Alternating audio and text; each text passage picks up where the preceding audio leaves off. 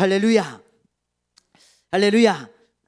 오늘은요 우리 17번째 시간입니다. 사무엘상 17장, 우리 사무엘상 17장 1절부터 11절까지 말씀을 먼저 우리가 보겠습니다. 지난주에 사무엘상 우리가 16장까지 했습니다. 오늘은 이제 17장을 할 차례인데 이 사무엘상 17장은 이 3상 17장이죠. 이 17장은 성경에서 가장 유명한 이야기예요. 여러분들도 잘 알고 주일학교 어린이들도 다 아는 이야기, 바로 다윗과 골리앗의 이야기입니다. 이미 다 알고 있는 내용이지만요, 오늘 제가 이 말씀을 다시 한번 쭉 묵상하는데요, 또 은혜가 되고 너무 재밌는 거 있죠. 그래서 너무 재밌다, 그런 생각이 들더라고요. 자, 다윗과 골리앗의 이야기가 어떻게 시작되어지는지 우리 한번 보겠습니다. 자, 1절 말씀을 먼저 보겠습니다. 자, 시작. 블레셋 사람들이 그들의 군대를 모으고 싸우고자 하여 유다에 속한 소고에 모여 소고와 아세가 사이에 에베스담밈에 진침해, 어렵네요. 에베스담밈에 진을 쳤다, 그렇게 말씀하고 있습니다. 자, 블레셋 사람들이 군대를 모아가지고 이스라엘을 쳐들어왔어요. 블레셋이 이스라엘을 쳐들어온 게 뭐 한두 번이 아니죠. 3상 13장에 보면 믹마스에 이제 진을 치고 이스라엘과 블레셋이 전투를 하는 것을 보게 되어지죠. 근데 그때 요나단의 활약으로 이스라엘이 승리를 얻습니다. 기억나시죠? 요나단이 이제 기습 작전을 해가지고 이 블레셋을 아주 격파를 시킵니다. 그래가지고 이스라엘이 승기를 잡고 승리를 하게 되어지죠. 그리고 3상 15장에 보면 그 전쟁 이후에 아말렉과의 전쟁이 있죠. 전쟁에서 승리는 했지만 사울은 하나님께 완전히 버림받게 되어집니다, 이 전투에서. 그리고 나서 이제 있게 되는 전투가 바로 오늘 이 3상 17장에 나오는 블레셋과 이스라엘의 전투인데요. 이 블레셋이 이제 13장에서 졌던 그 사건을 뭐 복수하고자 들어온 것인지, 아니면 또 뭐 이스라엘을 속국으로 삼기 위해서 뭐 들어왔을 수도 있죠. 그러니까 뭐 복수의 성격이든 아니면 어쨌든 뭐 칼을 갈고 있었을 거 아니겠어요? 그래서 이제 때가 돼가지고 다시 한번 이제 전열을 가다듬고 이스라엘을 향해서 쳐들어오는 것을 보게 되어집니다. 자, 그래서 이제 블레셋은 에베스담밈에 진을 쳤고, 이스라엘은 어디에 진을 칩니까? 자, 어디에 진을 쳐요? 자, 한번 보겠습니다. 한번 볼게요. 어디에 진을 치는지. 3절, 2절이네요. 2절을 한번 읽어보겠습니다. 시작. 사울과 이스라엘 사람들이 모여서 엘라 골짜기에 진을 치고 블레셋 사람들을 대하여 전열을 벌였으니. 자, 어디에 진을 칩니까? 엘라 골짜기죠. 자, 여기 한번 사진을 보세요. 자, 이걸 보니까 이해가 잘 되더라고요. 여기 블레셋 진영은 이쪽에 이제 진을 치고 있고요. 그 다음에 이스라엘 진영은 그 반대편인 요 엘라 골짜기 앞에 진을 치고 있는 것입니다. 그리고 여기 보세요. 요 파란색, 지금 이렇게 되어 있는데 이게 그 당시에는 엘라 골짜기였어요. 이게 이제 물이 흐르는 그런 이제 골짜기였는데 우기 때는 흐르고 이제 건기 때는 흐르지 않아요. 그래서 이렇게 이제 가운데 골짜기를 딱 두고 두 진영이 이렇게 마주 보고 있는 것입니다. 아시겠죠? 자, 그러면 지도상으로 위치가 어디 되는가? 어떻게 되는가? 여기 에글론, 가드, 여기가 이제 블레셋 성이에요. 그런데 요 근처에 있는 여기가 바로 엘라 골짜기가 되겠습니다. 그러니까 굉장히 가깝죠. 이 블레셋의 가드 사람이 골리앗입니다. 너무 가깝잖아요, 그죠? 여기 블레셋이 여기서 이제 쳐들어와 가지고 여기다 있는 게 이제 진을 치고 이스라엘과 전쟁을 벌이는 것을 보게 되어지는 것입니다. 자, 이렇게 이제 대치를 하고 있어요. 일촉즉발의 상황에서 블레셋이 먼저 도발을 해요. 어떻게 도발을 합니까? 한 장수를 내보내 가지고 1대1로 결투를 하자. 그래서 너희들이 만약에 이기면 전쟁에서 이기는 거고, 너희들이 만약에 지면 우리가 전쟁에서 이기는 거다. 그러니 우리 1대1로 전투를 하자. 뭐 다 싸울 필요가 있냐? 그러지 말고 한 사람씩 내보내자. 그래서 이기는 쪽이 전쟁에서 이기는 걸로 하자. 그러면서 자신 있으면 너희들 한번 나와봐라. 그러는 거예요. 이런 소리를 들으면 이스라엘 군사들이 뭐 열받을 수 있겠죠. 그렇죠? 한 사람 나와가지고 전투에서 이기는 걸로 하자. 자신 있으면 나와봐라. 막 소리치니까 이스라엘 군사들이 열받을 만해요. 그리고 누군가 한 명쯤은 나와볼 만하잖아요. 그 수많은 사람이 있으니까. 그런데 이스라엘 진영에서 아무도 나오지 않아요. 오히려 두려워 떨고 그러면서 다 숨어 있습니다. 왜 그랬을까요? 여러분, 자, 왜 그랬는지 한번 4절을 우리 한번 볼게요. 자, 4절 우리 한번 읽어보겠습니다. 블레셋 사람들의 진영에서 싸움을 도두는 자가 왔는데 그의 이름은 골리앗이요 가드 사람이라. 그의 키는 6규빗 한 뼘이요. 자, 이 장수의 이름이 뭐예요? 골리앗이죠. 골리앗. 자, 그런데 키가 몇입니까? 6규빗 한 뼘. 한 규빗은 45cm예요. 대충 50cm라 그랬잖아요. 네. 그러니까 45cm로 치면 2m 70입니다. 근데 그게 끝이 아니라 한 뼘이 더 있어요. 2m 70에다가 한 뼘이 더 있어. 그 당시에 한 뼘은 13cm라고 합니다. 그러니까 여러분 보세요. 한 283 정도 되는 거죠. 그죠? 283 정도 되는 거예요. 그리고 여러분 얼마나 키가 큰지 아시겠죠? 한 3m가 좀 안 되는 겁니다. 여러분 혹시 3m 정도 되는 사람 본 적 있으세요? 예? 저는 2m 되는 사람도 본 적이 없어요. 진짜로 본 거는 2m 되는 사람 찾아보기 쉽지 않잖아요. 2m도. 근데 3m면 얼마나 클까요, 여러분? 최홍만 씨가 방송인 최홍만 씨가 218cm라 그래요. 그런데 차이가 이렇게 납니다. 여러분 보세요. 이게 일반 여자들의 키인데 보세요, 여러분. 이게 보통이 아니죠. 218인데 이거 보세요. 여기 김신영 코미디언 김신영 씨한테 여기 보니까 여기 뭐 배도 안 와요. 배 정도밖에. 이게 다 일반인의 키인데 이렇게 너무 크잖아요. 이게 2m 18이에요. 그래 얼마나 서장훈 씨가 2m 7 정도 된다 그러죠. 근데도 막 무슨 가슴 하나부터 더 있잖아요. 이렇게 머리가 얼마나 큰 겁니까? 근데 2m 한 90, 한 3m 가까이 돼. 그 여러분 이거는 이런 거예요. 이런 거. 그 당시 일반적인 사람의 키를 만약에 175라 그랬다면 175 이 정도, 290 이 정도의 차이가 나는 것입니다. 그 당시에 한 뼘이 13cm라고 했으니까 키가 작았을 수도 있어요. 그렇죠? 네. 우리가 지금 한 뼘 정도가 한 20cm 정도 이렇게 되지 않습니까? 근데 13cm, 15cm 정도로 칠 정도면 아마 키가 작았을 수도 있겠죠. 어쨌든 우리 기준으로도 290은 굉장히 큰 키입니다. 그러니 여러분 이 골리앗 앞에 누가 나올 수 있겠어요? 더군다나 5절을 한번 보세요. 5절. 자, 5절 한번 읽어볼게요. 시작. 머리에는 노투구를 썼고 몸에는 비닐 갑옷을 입었으니 그 갑옷의 무게가 놋 5천 세겔이며. 자, 갑옷을 이 사람이 입고 있는데 그 갑옷의 무게가 몇 세겔이에요?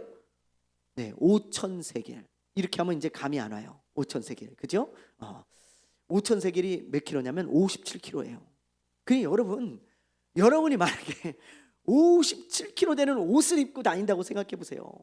이거 입고 다닐 수 있겠어요? 제가요 얼마 전에 쌀을 한 푸대를 메고 잠깐 걸었는데 너무 무겁더라고. 이제 네? 젊었을 때는 그래도 쌀 한 푸대 메고도 막 갔는데 이제 막 쌀 한 푸대 메고 막 이렇게 주차장에서 막 이렇게 걸어가지고 막 집에 가니까 너무 무거운 거예요. 왜 이렇게 쌀이 무거워졌지? 막 그런 생각이 들어. 그런데 여러분 60kg 되는 옷을 딱 입고 이걸 전쟁에서 막 이렇게 휘저으면서 싸운다? 이건 엄청난 힘을 갖지 않는 한은 이게 불가능한 거잖아요. 엄청난 이건 뭐예요? 장사라는 이야기죠. 그렇죠? 자, 그리고 그뿐이 아니에요. 자, 7절 말씀을 한번 볼게요. 7절. 자, 시작. 그 창자루는 배틀재 같고 창날은 1600세겔이며 방패든 자가 앞서 행하였더라. 그 창날이 철 600세겔입니다. 그러니까 여기 지금 창을 가지고 있잖아요. 이 창에서 요 날의 무게만 600세겔이에요. 600세겔이면 7kg입니다. 7kg. 아령 들어보셨죠? 네, 아령 5kg짜리 들어도요, 이게 쉽지가 않아요. 이게 팔을 움직이는 게. 근데 이 사람은 7kg나 되는 창을 휘두르면서 싸우는 사람이에요. 뭐 자동으로 이게 뭐 운동이 되겠지. 근육 운동이. 장난 아니잖아요. 근데 그런 창을 휘두르면서 사람을 죽이면서 아침부터 저녁까지 싸우기도 하고 막 이러니 얼마나 장사인지 아시겠죠. 전쟁터에서 잔뼈가 굵은 장군입니다. 그러니 여러분, 이런 사람이 딱 앞에 나와가지고 막 그냥 겁을 주고 막 모욕을 하고 막 이러면서 나와봐라, 자신 있는 사람, 나를 이기면 너희들이 이긴 걸로 하자, 그러면서 나와봐라. 그러니까 아무도 나오지 못하는 것입니다. 잔뜩 겁을 먹고 있는 거예요. 자, 11절을 한번 볼게요. 11절 읽습니다. 시작. 사울과 온 이스라엘이 블레셋 사람의 이 말을 듣고 놀라 크게 두려워하니라. 아멘. 골리앗을 보고 사울과 온 이스라엘의 군사들이 놀래고 두려워했다 그랬는데, 여기서 놀랬다는 단어는 하타트라는 단어입니다. 히브리어로 하타트. 이 하타트는 어떤 뜻이냐면 부서지다, 파괴되다, 그런 뜻이에요. 그러니까 이 골리앗을 보고요, 이스라엘 사람들의 마음이 어떻게 된 거예요? 부서진 거예요.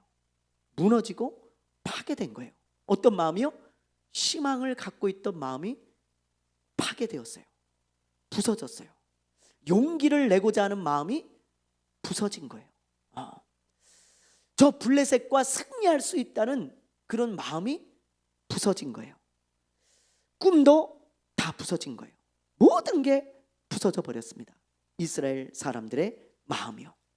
저는 이걸 보면서요, 오늘 이런 걸 깨달았어요. 골리앗은 사울이나 이스라엘 사람들 앞에만 서 있는 게 아닙니다. 오늘날 우리에게도 서 있어요.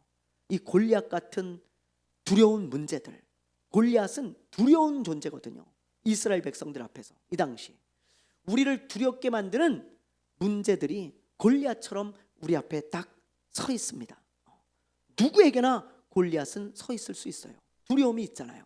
그런데 그 골리앗만 우리가 계속 바라보면요, 큰 두려움에 사로잡히고 낙담과 좌절 가운데 우리의 마음이 부서지고 맙니다. 그래서 여러분, 우리 앞에 골리앗이 서 있을 때 골리앗만 바라보면 안 돼요. 그 골리앗을 넘어뜨릴 수 있는 하나님을 우리가 눈을 들어 바라볼 때 우리에게서 두려움이 사라지고 우리의 마음이 부서지지 않는 거예요. 그런데 많은 사람들이요, 어떤 골리앗 같은 문제가 딱, 두려운 문제가 앞에 딱 서 있으면 항상 그 골리앗만 바라보고 두려워합니다. 두려워 떨어요. 그게 우리 사람인 것 같아요. 그러나 우리는요, 여러분, 이런 말씀을 보면서 그렇구나, 골리앗이 내 앞에 서 있을 때 골리앗만 보면 우리의 마음이 부서지고 두렵구나. 그러나 그 골리앗을 능히 넘어뜨릴 수 있는 하나님을 바라볼 때 우리 마음에 두려움이 싹 안개처럼 사라지는 것입니다. 스룹바벨이 그랬잖아요. 스룹바벨. 이스라엘 사람들은요, 70년 동안 포로가 되었다가 다시 예루살렘으로 돌아오죠. 그때 큰 산과 같은 문제가 그들 앞에 놓여져 있었어요. 그래서 이 스룹바벨 총독이 어떻게 할 수 있는 방법이 없는 거예요. 내 힘으로 능으로 안 되는 거예요. 아무리 발버둥을 쳐도 18년 동안 발버둥을 쳤는데 성전도 건축하지 못하고 뭐 하나 제대로 된 게 하나도 없어요. 그러니 절망을 하는 겁니다. 낙심을 하는 겁니다. 그러면서 우리는 안 돼, 이제 우리 망했어, 우리 이제 끝났어, 그랬다 그랬잖아요. 그래서 병든 믿음을 갖게 되어지죠. 이게 스룹바벨 총독이 이렇게 절망하고 좌절하고 있는 것입니다. 그 큰 문제 앞에서. 그런데 하나님이 그때 스가랴 선지자를 통해서 여러분, 그 문제만 보지 말고 그 문제를 해결할 수 있는 하나님을 바라보라고 말씀하시잖아요. 스가랴서 4장 6절입니다. 자, 한번 읽어볼게요. 시작. 만군의 여호와께서 말씀하시되 이는 힘으로 되지 아니하며 능력으로 되지 아니하고 오직 나의 영으로 되느니라. 그럼 보세요. 스룹바벨아, 너의 능력으로 안 되지, 너의 힘으로 안 되지, 그치?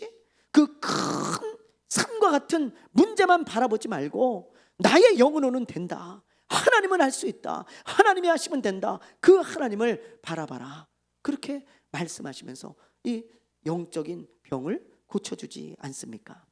여러분, 사람의 힘이나 능력으로는 안 되지만 하나님은 할 수 있어요. 하나님은 됩니다. 이게 주일 말씀 주제였잖아요. 근데 오늘 또 말씀을 묵상하는데 하나님이 그런 마음을 또 깨닫게 하시고 또 주시는 거예요. 얘들아, 문제만 바라보지 말고 그 골리앗만 바라보지 말고 그 골리앗을 넘어뜨릴 수 있는 하나님을 바라봐라. 그 골리앗을 보면 두려움 뿐이지만 골리앗을 넘어뜨릴 수 있는 하나님을 바라보면 희망과 소망이 있다. 그런 마음을 막 주시더라고요. 여러분, 골리앗만 보지 마세요. 그럼 두려워요. 진짜 내 힘으로 할 수 없습니다. 넘어뜨릴 수 없어요. 그 3m 되는 걸 어떻게 넘어뜨리겠어요? 57kg나 되는 갑옷을 입고 있는 사람을 우리의 힘으로 어떻게 넘어뜨리냐고요. 그러나 하나님은 할 수 있을까요? 없을까요? 능히 할 수 있죠. 그러므로 그 하나님을 바라보고 늘 희망과 용기를 가지고 된다는 믿음을 가지고 살아가시기를 주님의 이름으로 축원합니다. 축원합니다. 네. 어쨌든 사울과 이스라엘 군사들은 골리앗을 보고 두려워 떨었습니다.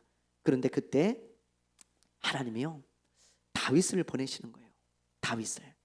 말씀해 보니까, 자, 우리 12절 13절을 한번 볼게요. 12절 13절.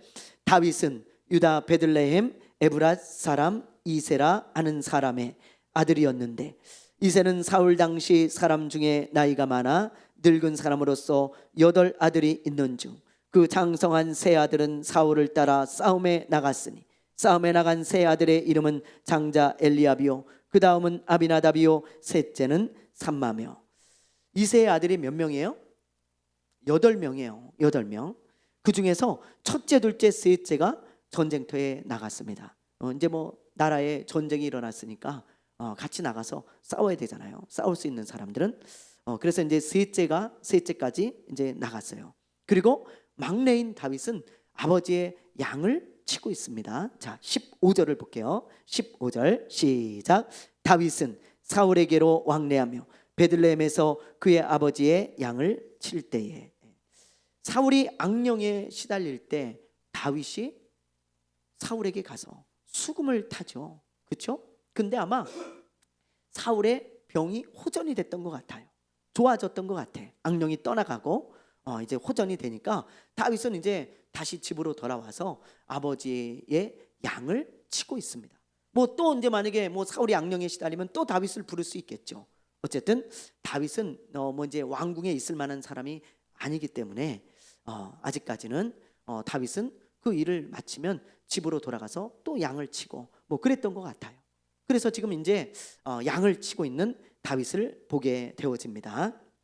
이런 상황인데 세 아들을 전쟁터에 내보낸 아버지 이세가 걱정이 될까요? 안 될까요? 여러분 같으면 안 되겠어요?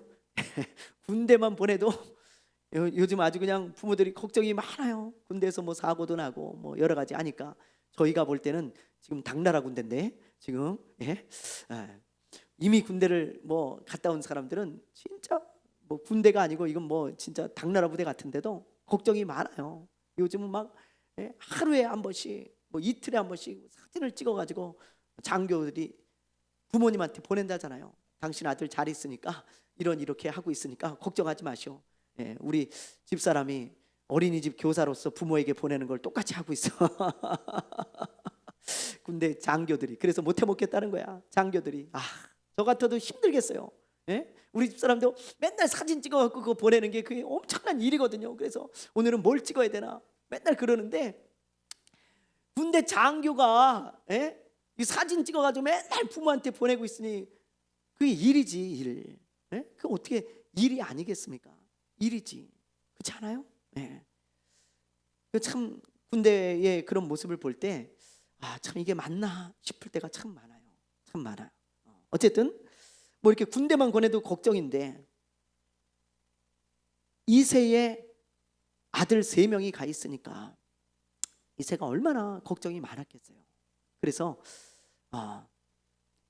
다윗에게 네가 한번 가봐라. 형들이 잘 있는지, 혹시 뭐 다치지는 않았는지, 혹시 뭐 전쟁이 이제 싸움이 일어났는지, 형들이 어떻게 건강하게 잘 지내고 있는지 네가 보고 좀 아버지한테 좀 말 좀 해줘라. 보고 오라는 거예요. 아들 8명 중에 3명이 갔으면 몇 명이 남아 있어요? 집에? 네, 5명이 남아 있는데 하필이면 다윗에게 가라는 거예요. 하나님의 섭리죠. 그렇잖아요. 5명의 아들이 있어. 아버지가 저 같으면 야 넷째야, 네가 좀 갔다 와라. 더 믿음직하잖아요. 형이니까. 근데 왜 막내를 보냈을까요? 이건 인간의 생각으로 설명이 안 되는 거예요. 왜 하필 막내를 보냈을까? 막내를. 아버지의 마음에 왜 다윗을 보내고자 하는 마음이 들었을까? 하나님의 역사죠. 하나님이 그런 마음을 주신 거예요. 하나님이 하시고자 하는 계획과 일을 위해서 하나님은 이처럼 하나님의 계획을 이루어 가십니다. 그래서 다윗을 보내게 되어지죠. 다윗이 이 사건 때문에 인생이 완전히 바뀌는 거예요. 인생이 완전히. 다윗이 볼 때는 우연이지만 하나님의 계획 속에 있었던 사건입니다. 자, 어떻게 바뀌는지 우리 20절부터 23절까지 우리 한번 읽어보겠습니다. 다윗이 아침에 일찍이 일어나서 양을 지키는 자에게 맡기고 이새가 명령한 대로 가지고 가서 진영에 이른즉 마침 군대가 전장에 나와서 싸우려고 고함치며 이스라엘과 블레셋 사람들이 전열을 벌이고 양군이 서로 대치하였더라. 다윗이 자기의 짐 맡기고 군대로 달려가서 형들에게 문안하고 그들과 함께 말할 때에 마침 블레셋 사람의 싸움 돋구는 가드 사람 골리앗이라 아는 자가 그 전열에서 나와서 전과 같은 말을 하매 다윗이 들으니라. 다윗이 아침 일찍 형들을 보러 갑니다. 그렇죠? 예. 다윗이 살던 베들레헴에서 전쟁터인 엘라 골짜기까지는 약 24km예요. 24km. 그러면 보통 사람의 걸음으로 보통 건강한 사람의 걸음으로 6시간 정도 됩니다. 1시간에 한 4km 정도 가거든요. 6시간. 그러니까 아침 일찍 출발해요. 점심때쯤 도착하는 거야. 6시간을 걸어가야. 그렇죠? 그래서 아침 일찍 출발을 해서 아마 한 점심때쯤 도착했던 것 같아요. 그런데 마침 그때 골리앗이 나와가지고 하나님과 이스라엘을 모욕하는 소리를 들은 거예요. 그 말을 다윗이 들으니까 여기서 뭔가 막 올라오는 거예요. 다윗에게. 너무 열이 받는 거예요. 그래가지고 이런 말을 해요. 다윗이 무슨 말을 하는지 한번 봅시다. 우리 26절. 자, 26절 시작. 다윗이 곁에 서 있는 사람들에게 말하여 이르되 이 블레셋 사람을 죽여 이스라엘의 치욕을 제거하는 사람에게는 어떠한 대우를 하겠느냐?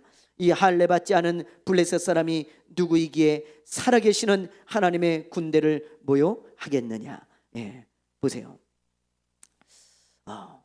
다윗이 여러분 뭐라고 합니까? 저 사람이 누군데 감히 살아계신 하나님과 이스라엘을 모욕하냐? 이 다윗의 말 속에 분노가 느껴지죠. 막 여기서 뭐가 막 올라오는 거예요. 너무 화가 나고 열이 받는 거예요. 거룩한 분노가 막 올라오는 거죠. 그러면서 막 씩씩대고 있으니까 어떤 사람이 사울에게 가가지고 그 이야기를 합니다. 왕이시오, 지금 어떤 소년이 골리앗하고 싸우겠다고 막 씩씩대고 있습니다. 어떻게 할까요? 어떻게 할까요? 그렇게 묻는 거예요. 근데 지금 40일 동안 이스라엘 군사 중에서 아무도 나오는 사람이 없었거든요. 근데 어떤 소년이 막 싸우겠다고 씩씩대고 있다고 하니까 사울이 야, 진짜냐? 진짜입니다. 그럼 한번 데려와 봐라. 한번 보자. 너무너무 마음에 기대가 되면서 기쁜 거예요. 그래서 데려왔는데 누구예요? 다윗인 거예요. 사울이 얼마나 놀랬겠어요. 자기의 수금을 타던, 그렇죠? 자기를 위해서 수금을 타던 그 어린 소년이 온 거예요. 다윗이 사울 왕에게 뭐라고 하는지 그 상황에서 한번 보십시다. 너무 대단한 말을 하거든요. 자, 32절 우리 한번 볼게요. 32절 자 읽습니다. 시작. 다윗이 사울에게 말하되 그로 말미암아 사람이 낙담하지 말 것이라. 주의 종이 가서 저 블레셋 사람과 싸우리이다 하니. 예. 대단하죠. 어린 소년이 이 왕과 이 장수들 앞에서 뭐라고 합니까? 오히려 왕에게 용기를 줘요. 왕이시오, 너무 낙심하지 마십시오. 제가 저 블레셋 사람과 싸우겠습니다. 그렇게 이야기를 하는 거예요. 참, 야, 제가 이걸 보는데요, 참 대단한 거예요. 대견하고, 야, 다 두려워 떠는데 왕이시오, 낙심하지 마십시오. 제가 싸우겠습니다. 그런데 사울도 양심이 있어요. 다윗이 싸움을 잘할 것 같지 않거든요. 양이나 치고 그리고 이렇게 수금이나 치는 그런 소년이에요. 근데 여기 보세요. 이 골리앗은 이 밖에서 이스라엘을 모욕하고 하나님을 모욕하는 이 골리앗은 장수고 키가 3m고 아주 싸움에 능한 사람입니다. 양심이 있지 이런 소년을 어떻게 보내요? 거 가서 죽으란 말입니까? 그잖아요. 너 가면 분명히 죽을 텐데 예, 그래, 네가 한번 나가 싸워봐라. 선뜻 그런 말을 못하는 거예요, 사울이. 그래서 처음에는 말립니다. 다윗아, 너 안 돼. 너 나가면 죽는다. 그러니 그냥 돌아가라, 집으로. 그렇게 이제 말리는 거예요. 근데 그때 다윗이 이런 말을 해요, 사울에게. 그래서 사울의 마음이 바뀌게 되어집니다. 자, 한번 볼게요. 34절부터 37절입니다. 다 같이 한번 34절부터 37절 시작. 다윗이 사울에게 말하되 주의 종이 아버지의 양을 지킬 때에 사자나 곰이 와서 양떼에서 새끼를 물어가면 내가 따라가서 그것을 치고 그 입에서 새끼를 건져내었고 그것이 일어나 나를 해하고자 하면 내가 그 수염을 잡고 그것을 쳐 죽였나이다. 주의 종이 사자와 곰도 쳤은즉 살아계시는 하나님의 군대를 모욕한 이 할례받지 않은 블레셋 사람이리이까 그가 그 짐승의 하나와 같이 되리이다. 또 다윗이 이르되 여호와께서 나를 사자의 발톱과 곰의 발톱에서 건져내셨은즉 나를 이 블레셋 사람의 손에서도 건져내시리이다.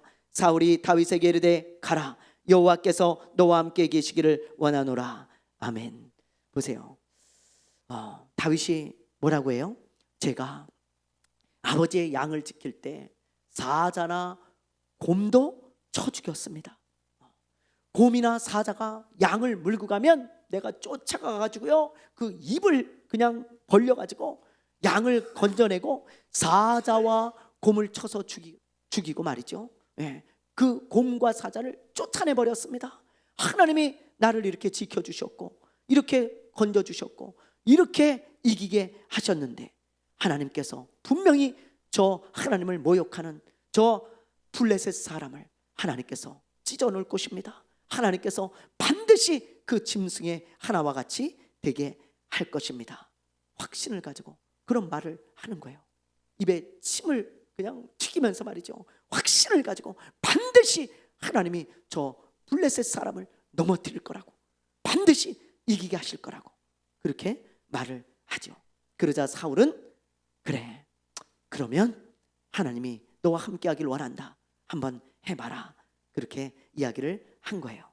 여기서 우리가 주목해야 될 것은 다윗의 말입니다. 말. 다윗의 말을 보면요, 믿음이 있다는 것을 알 수 있잖아요. 그렇죠? 네. 요즘 나에게 믿음이 있는지 없는지, 은혜가 있는지 없는지 여러분 알 수 있는 가장 좋은 척도가 뭔 줄 아세요? 네, 말이에요. 말. 여러분의 말을 한번 돌아보세요. 요즘 내가 어떤 말을 하고 있는지, 다윗처럼 이렇게 믿음의 말을 하고 있는지, 그리고 다윗처럼 은혜로운 말을 하고 있는지. 다윗의 말을 보세요. 사울에게 뭐라 그래요? 낙심하지 마십시오. 하나님이 승리를 주실 것입니다. 은혜로운 말이죠. 믿음의 말이죠. 살리는 말이죠.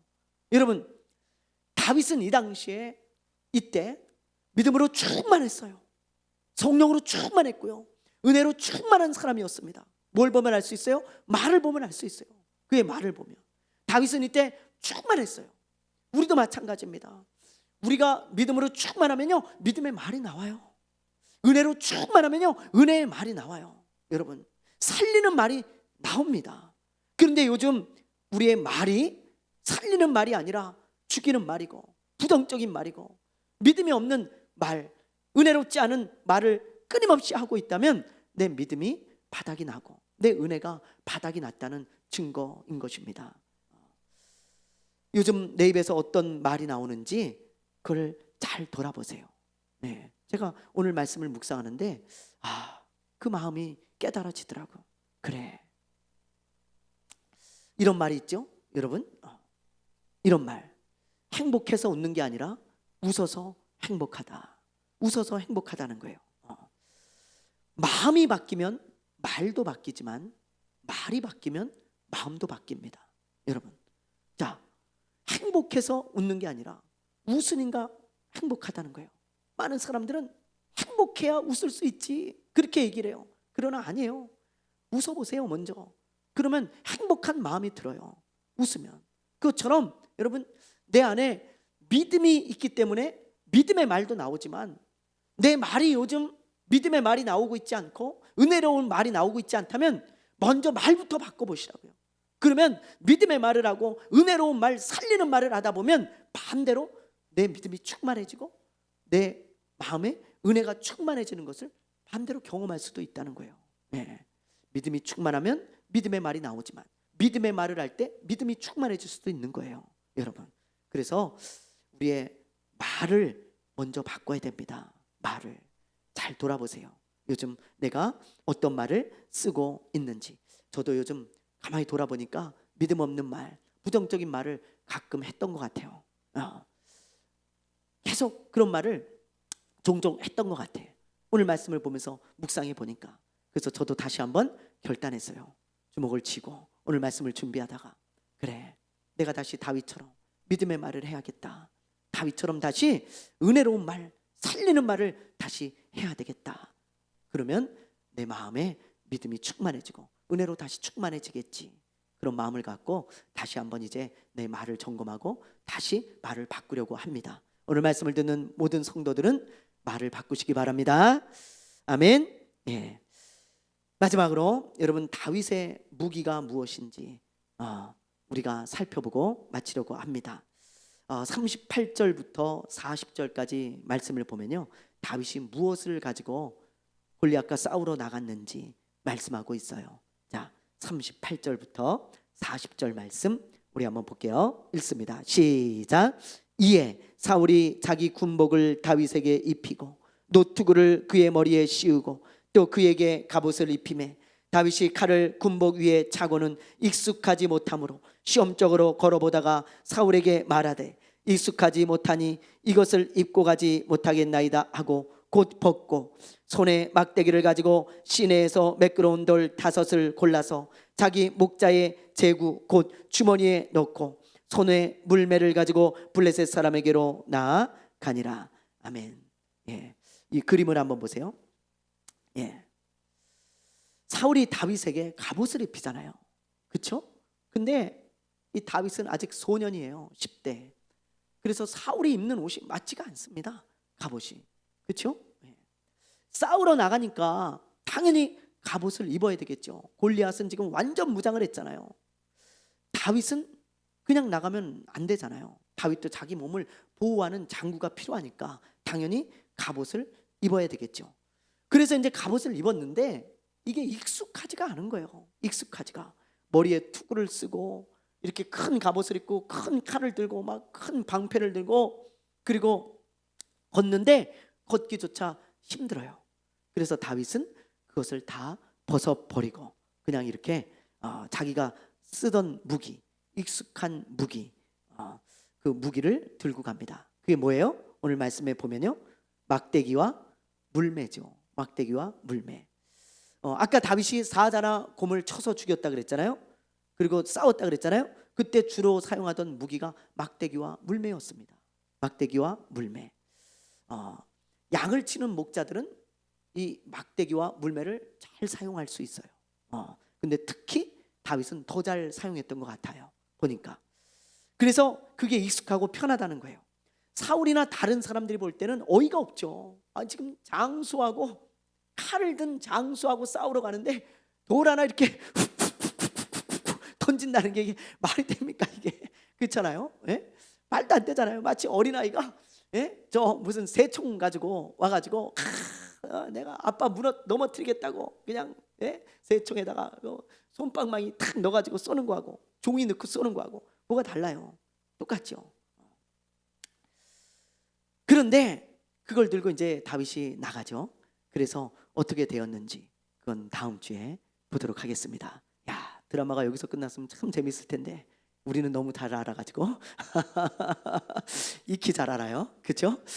그래서 이미 다 아는 내용이라 기대감이 좀 덜하지만 만약에 여기서 드라마가 끝났으면 돌리다가 다 끝나면 다음 주까지 어떻게 기다리지? 딱 그랬을 텐데 안타깝습니다. 어쨌든 여기까지만 오늘은 보도록 하겠습니다.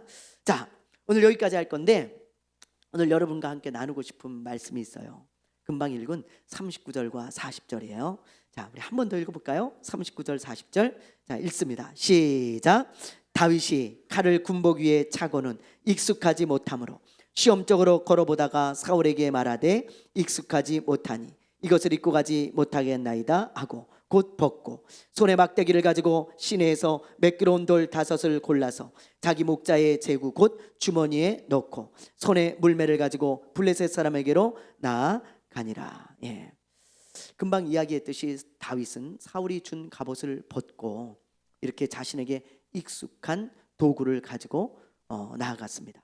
막대기와 물매가 다른 사람이 볼 때는 별거 아니지만 다윗에게는 가장 좋은 무기였어요. 이걸 우리 크리스천들이 잊으면 안 됩니다. 여러분, 그게 무슨 말이냐? 믿는 자들이요, 하나님의 일을 할 때 자꾸 나에게 익숙하지 않은 것, 남에게 있는 더 좋아 보이는 것, 뭐 그런 거 있잖아요. 자기에게 없는 은사나 달란트를 자꾸 찾아요. 하나님의 일을 할 때 남의 것이 더 좋아 보이거든요. 저 사람이 하는 건 너무 좋아 보여. 저 사람이 가진 달란트는 너무 좋아 보여. 그래서 자꾸 남의 것을 찾아요. 그러나 여러분, 이런 것은 마치 다윗에게 준 갑옷과 같습니다. 나에게 맞지 않는 옷이라는 걸 알아야 돼요. 나에게 맞지 않는 옷. 하나님이 나에게 주신 달란트와 은사가 있어요. 여러분, 각자요, 하나님이 주신 은사와 달란트가 있습니다. 누구나 다 있어요. 누구나. 그러므로 여러분, 그 달란트와 은사, 내가 잘하는 것, 나에게 익숙한 것, 그게 이제 달란트와 은사거든요. 그걸로 하나님의 일을 하면 돼요. 여러분, 그걸로. 그게 가장 좋은 거예요. 여러분이 잘하는 거, 여러분에게 주신 은사, 달란트, 그걸 가지고 하나님의 일을 하면 돼. 그게 가장 좋은 거예요. 가장 좋은 거. 예를 들어 여러분, 토끼와 거북이 이야기 잘 아시지? 이게 이제 물맷돌인데 이렇게 생겼다 그래요. 그 당시에 쓰던 목자들이 쓰던 물매입니다. 토끼와 거북이 이야기 잘 하시잖아요. 그렇죠? 토끼와 거북이가 달리기 시합을 하죠. 그런데 누가 이겨요? 누가 이겨요? 거북이가 이기죠. 왜 거북이가 이겨요? 자, 이렇게 토끼가 자고 있으니까. 토끼가 잠들었으니까 이긴 거지. 만약에 토끼가 앉았으면 이거는 토끼가 거꾸로 뛰어도 이겨요. 거꾸로 뛰어도. 뭐 놀다가 뛰어도 이기고요. 저만치 가서 물 먹고 와도 이깁니다. 여러분, 토끼가 자지 않는 한 토끼가 이겨요. 왜? 하나님이 토끼에게 주신 달란트가 달리기이기 때문에 거북이는 절대 이길 수가 없습니다. 이길 수가 없어요. 다른 것은 몰라도 달리는 것은 토끼가 잘하잖아요. 그렇다면 하나님이 거북이에게 주신 달란트는 뭐예요? 수영이에요. 수영. 물속에서는 토끼가 거북이를 이겨요? 못 이겨요? 못 이깁니다. 물속에서는 거북이가 눈 감고 헤엄쳐도 토끼를 이겨요. 눈 감고 헤엄쳐도. 근데 육지에서 달리니까 거북이가 밤낮치는 거야. 거북이가 토끼가 자지 않으면. 근데 수영을 하면 완전히 다르잖아요. 그러므로 만약에 토끼와 거북이가 하나님의 일을 한다면 토끼는 뛰는 일을 해야 되고 거북이는 수영하는 일을 해야 돼. 그러면 잘해. 그런데 믿는 자들이 자기의 달란트나 은사는 생각하지 않고 남의 달란트를 부러워하면서 그걸 찾고 따라하려고 합니다. 예를 들면 토끼는 자꾸 수영을 하려고 그러고 거북이는 자꾸 달리려고 한다는 거지. 근데 그러면 우리가 하나님의 일을 효과적으로 하지 못하는 거예요. 물론 여러분, 은사나 달란트가 없어도 주의 일을 그렇게 해야 될 때가 있어요. 그렇죠? 아무도 하는 사람이 없으면 누군가 해야 되잖아요. 그러나 만약에 누군가 그 일을 할 수 있고 그리고 사람이 있다면 가능하면 달란트대로 일을 하는 게 좋은 거죠. 그렇죠? 그래야 나도 그게 익숙하고 잘할 수 있는 것이고 그리고 내가 그런 일을 할 때 그런 어떤 효과도 나타나는 것이고 그런 것이잖아요. 그래서 우리가 기본적으로 마음에 가진 마음은 하나님의 일을 할 때 이런 마음을 가져야 돼요. 내가 자꾸 달란트도 없는데 남을 따라하고 남의 것이 좋아 보여서 계속 그 일을 하기보단 내가 잘하는 게 뭔가 그걸 잘 생각하고 그 일에 헌신하세요. 그 일에 내가 나에게 주신 은사나 달란트가 뭔가 그 일에 헌신하시라고요. 그러면서 하나님의 일을 하는 거예요. 우리 정수 집사님이 저 방송실에 이렇게 방송을 하니까 얼마나 좋습니까? 저는 이거 유튜브 방송하고 이렇게 카메라 설치하고 찍고 올리고 잘 못해요. 이런 거 물론 배우면 저도 서툴르지만 할 수는 있을 거예요. 아무도 없으면 뭐 누군가 해야 되면 저라도 해야 되겠죠. 그러나 이렇게 전문적인 지식을 가지고 하진 못합니다. 근데 우리 정수 집사님은 그런 거 너무 좋아하잖아요. 기계만 보면 눈이 초롱초롱해지려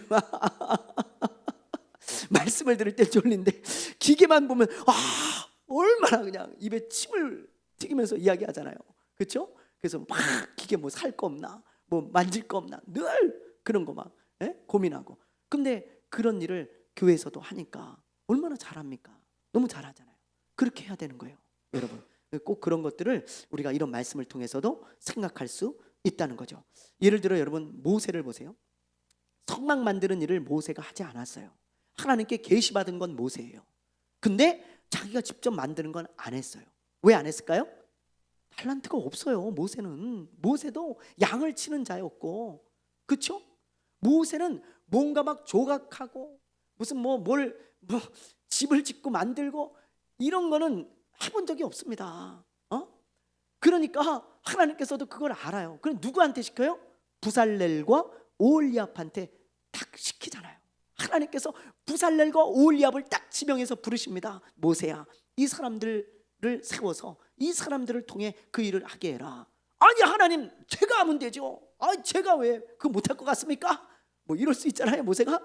그래서 자기가 만약에 성막을 만들었다면 성막이 아름답게 완성이 됐을까요? 형편없이 만들었을 거예요. 형편없이. 그래서 하나님이 그러셨을걸요. 모세야, 다시 만들어야겠다. 너 고생만 했구나. 하나님이 그러셨을 거야. 근데 이렇게 오홀리압과 부살렐 이 사람들이 만드니까 너무너무 아름다운 성막이 완성이 되잖아요.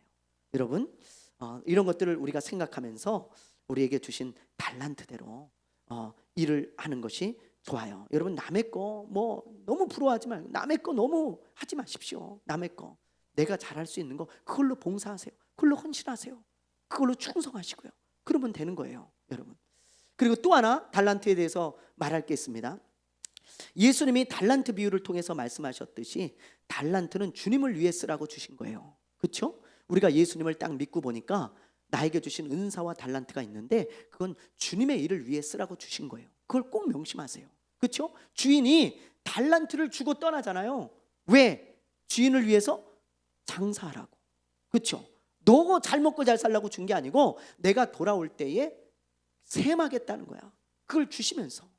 그러니까 우리에게 주신 달란트는 주님이 주신 거예요. 왜? 주님의 일에 쓰라고. 모든 민족으로 제자를 삼고 교회를 세우는 데 쓰라고 주신 겁니다. 하나님의 일하라고. 그런데 어떤 성도는요, 주님이 주신 달란트를 가지고 자기만을 위해 쓰거나 아니면 땅에 묻어놔요. 땅에. 그리고 땅에 묻어서 아무 일도 하지 않아. 주님이 너무 좋은 달란트를 줬거든요. 근데 땅에다 묻어놓고 아무것도 안 해요. 제가요 가끔 어떤 성도들이나 어떤 목회자를 볼 때 하나님 나에게 저걸 주셨다면 내가 정말 주님을 위해 잘 쓸 텐데요. 그런 게 있어요. 찬양을 잘하는 목사가 있습니다. 예를 들면 우리 지방에요 진짜 성악가 출신이 있어요. 그러니까 성악을 전공한 분이 있어요. 근데 목사님이 되셨거든요. 성악을 전공했는데 그분 목소리 들으면 진짜 너무너무 경이로워요. 그런 걸 보면 야, 하나님이 나에게 저 목소리를 주셨으면 나도 찬양으로 저렇게 영광 돌릴 텐데 너무 좋더라고. 근데 만약에 그 목사님이 에이 안 해야지, 귀찮아, 힘들어, 그리고 안 하면 그 땅에 묻어두는 거예요. 그럼 하나님이 어찌 기뻐하시겠어요? 그렇게 좋은 달란트를 줬는데 주님을 나중에 만났을 때 주님이 뭐라 그러실까요? 내가 너에게 그런 목소리를 주고 그런 음악적 재능을 줬는데 넌 뭐 하다 왔냐? 그럼 뭐라 그러실 거예요? 여러분, 주님은 그런 자를 뭐라 그래요? 이 악하고 게으른 종아 그랬어요. 이 한 달란트 받아서 땅에 묻어둔 자를 악하고 게으른 자라 그랬습니다. 여러분, 이게 남의 이야기가 아닐 수도 있어요. 남의 이야기가. 꼭 명심하세요. 주님이 이 달란트를 주시면서 나를 위해 장사하라 그랬어요. 나를 위해 일하라 그랬어요.